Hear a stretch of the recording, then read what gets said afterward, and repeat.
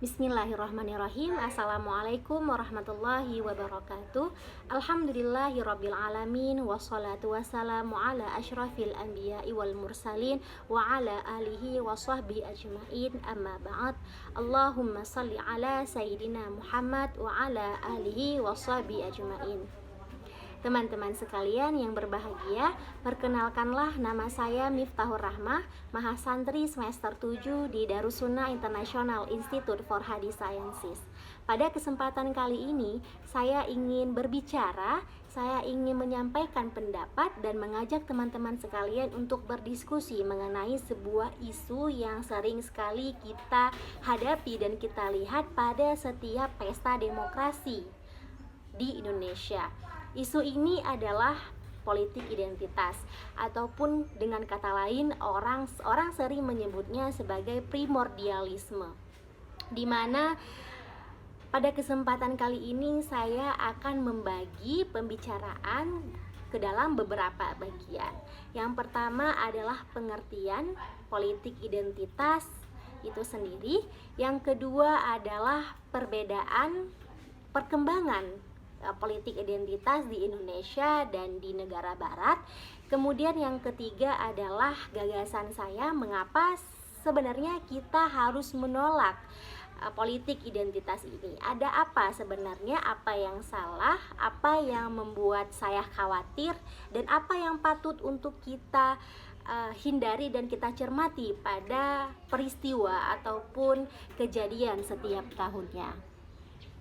Teman-teman sekalian, isu-isu primordial sebagai identitas diperkirakan akan tetap muncul dalam setiap kontestasi politik elektoral, baik dalam tingkat pemilihan kepala daerah maupun pemilihan kepala negara. Isi primordialisme ini yang berbasis suku, agama, ras maupun golongan tertentu akan dimainkan oleh elit politik yang berkepentingan. Untuk apa? Yaitu tentunya untuk meraup suara sebanyak-banyaknya, memobilisasi dukungan, kemudian mencari perhatian dari calon pemilih. Nah, perlu kita point out di sini besar-besar dan perlu kita ingat bahwa elit politik yang berkepentingan di sini yang meraup keuntungan. Tidak ada sedikit pun kebermanfaatan yang dapat dirasakan oleh orang yang kemudian mengikuti track dari permainan politik identitas ini.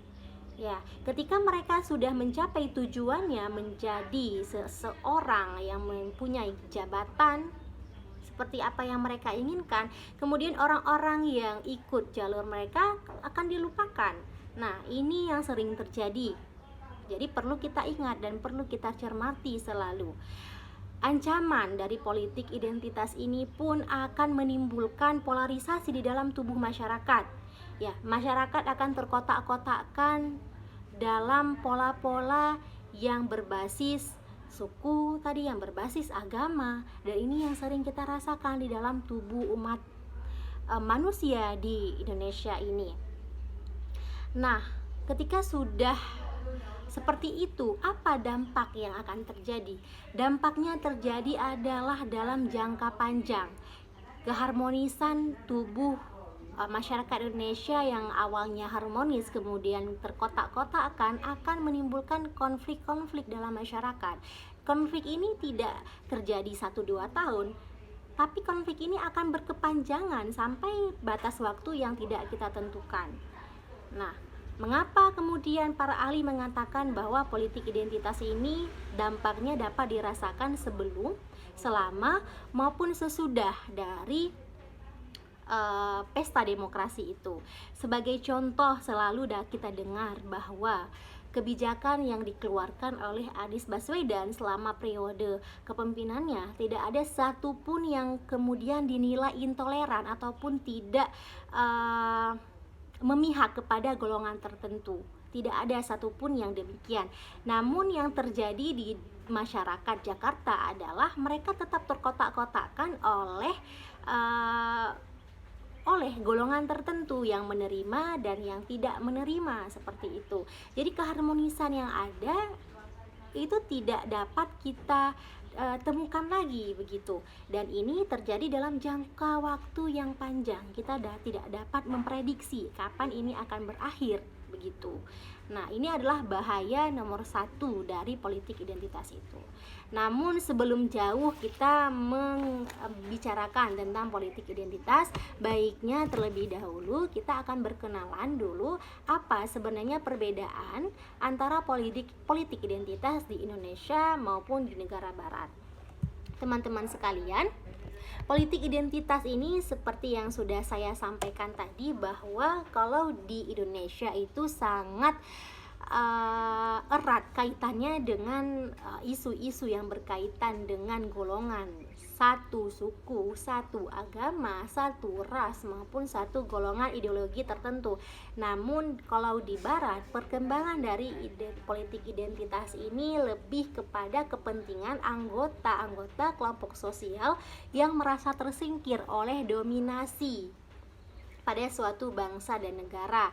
Misalnya di barat itu politik identitas lebih erat kaitannya dengan misalnya gerakan feminisme yang menuntut kesetaraan gender, kemudian ada golongan homoseksual, kemudian ada golongan kulit hitam yang menuntut keadilan atas dominasi yang dimainkan oleh golongan kulit putih. Dan ini yang terjadi di barat. Nah, kalau kemudian kita berbicara fakta yang terjadi di dunia akibat dari permainan politik identitas ini, dapat kita temukan dua fakta yang besar kemudian akan saya bicarakan di dalam kesempatan ini. Yang pertama adalah yang terjadi di Amerika Serikat, kemudian yang terjadi di Federasi Uni Soviet ya. Kita sudah sering sekali mendengar hal ini, mungkin saya akan mengulang sedikit. Di Amerika Serikat, seperti yang sudah saya katakan tadi, bahwa para penggagas politik identitas berdalil bahwa praktik pemerasanlah yang kemudian membangun kesadaran golongan yang diperas, khususnya misalnya golongan kulit hitam, golongan yang berbahasa Spanyol, dan etnis-etnis lainnya. Nah, karena kekuatan dominasi yang sangat besar yang menggerus gerakan dari kulit hitam.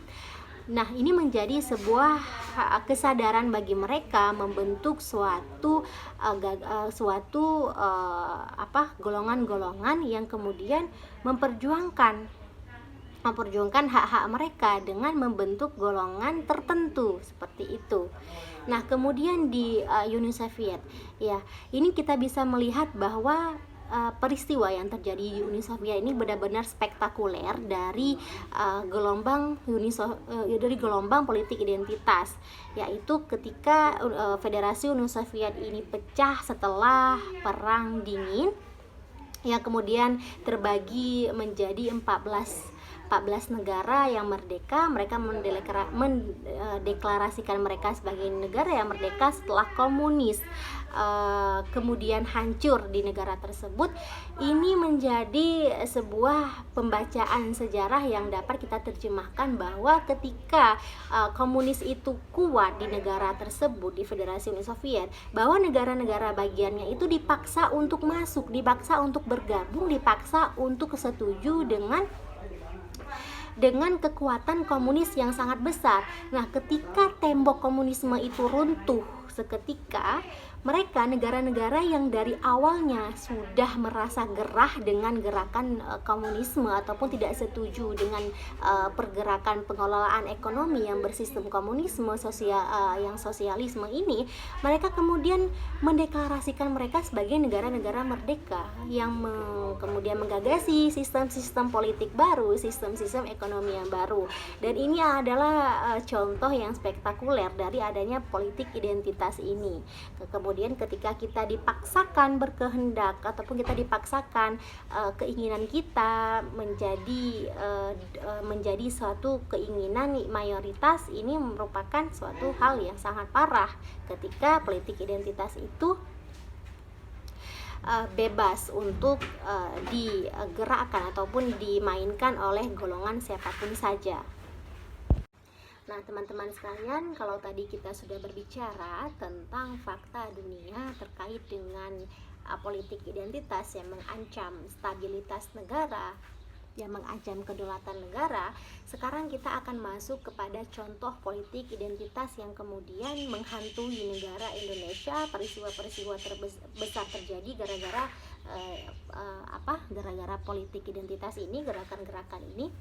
Yang pertama adalah sepanjang sejarah Indonesia kita sudah sangat sering mendengarkan dari bentuk ekstrim politik identitas, yaitu gagasan separatisme seperti yang terjadi antara Aceh, Papua, gerakan Aceh Merdeka dan gerakan Papua Merdeka. Itu menjadi gerakan yang kemudian harus kita soroti secara serius, bahwa perwujudan dari terjadi gerakan ini adalah karena kegelisahan etnis ini terhadap politik sentralistik Jakarta yang dirasa sangat tidak adil, khususnya bagi masyarakat Aceh dan masyarakat Papua.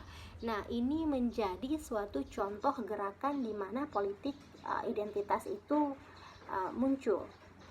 Ya, kemudian ada gerakan lain seperti gerakan Republik Maluku Selatan, gerakan Darul Islam, dan gerakan-gerakan ini adalah gerakan yang merasa mereka tertindas oleh dominasi, mereka merasa tidak dipedulikan oleh negara, dan kemudian mereka menginginkan kemerdekaan yang tidak mereka rasakan ketika mereka bergabung dengan negara tersebut.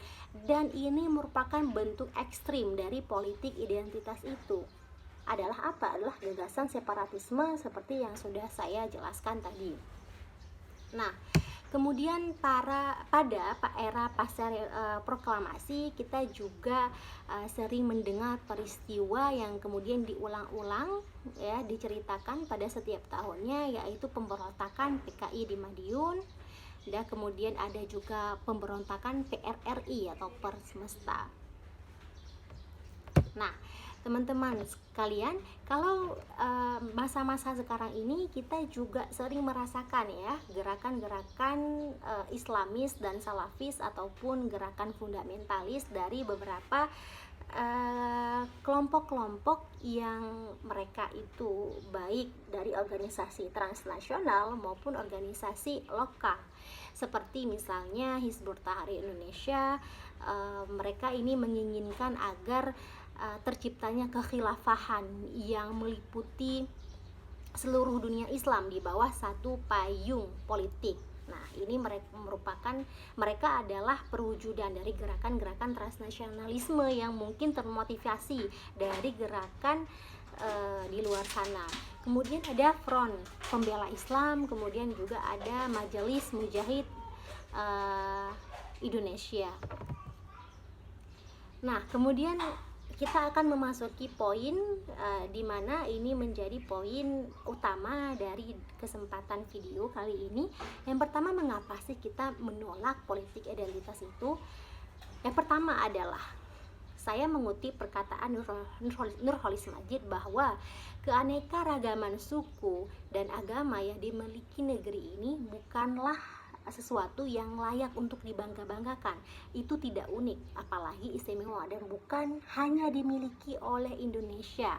Bayangkan saja teman-teman sekalian, apabila kita, ya, sekarang merasakan kebanggaan yang cukup besar karena kita berasal dari golongan tertentu, kita berasal dari agama tertentu, dan kita berasal dari suku etnis tertentu. Apa yang terjadi apabila seluruh masyarakat di Indonesia ini merasakan kebanggaan yang cukup besar itu? Pastinya kita tidak akan bisa bersatu, kita tidak akan bisa hidup rukun berdampingan dengan orang yang berbeda dengan kita, sementara negara kita adalah negara pluralisme. Kita dituntut untuk hidup rukun berdampingan dengan satu sama lain, kita hidup dalam atmosfer yang heterogen ini. Sungguh itu sebuah kenikmatan yang luar biasa. Jadi ketika kita berdampingan dengan orang yang berbeda dengan kita dari golongan, agama, suku, ras maupun apapun itu merupakan sebuah pencapaian yang luar biasa apabila kita hidup rukun. Bayangkan ketika kita tidak bisa, ya, bersikap seperti attitude yang saya sampaikan tadi, kita akan kemudian mengekspresikan kebanggaan kita yang cukup besar itu menjadi golongan-golongan tertentu yang kemudian sungguh tidak mungkin kita untuk bersatu menjadi sebuah negara yang berdaulat ini. Ya, kemerdekaan yang kita rasakan ini jangan sampai diporak-porandakan. Kemerdekaan dan kebebasan yang kita rasakan ini jangan sampai pecah, dan jangan sampai kita tidak bisa bersatu dalam kesatuan negara Indonesia. Karena perbedaan itu tidak hanya dimiliki oleh Indonesia, ya. Perbedaan itu tidak hanya dimiliki oleh negara ataupun kelompok tertentu, begitu.